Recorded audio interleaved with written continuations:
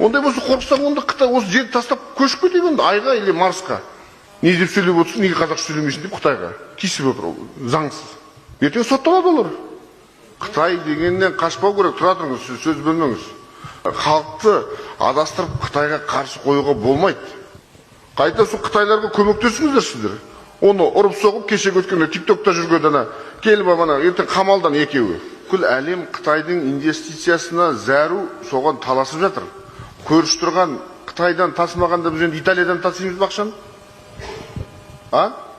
Сол себепті бұл Қытайлар келіп жатса, ол ойнап жүрген жоқ қой, келіп осында біздің жолымыз салайын деп жатыр ғой.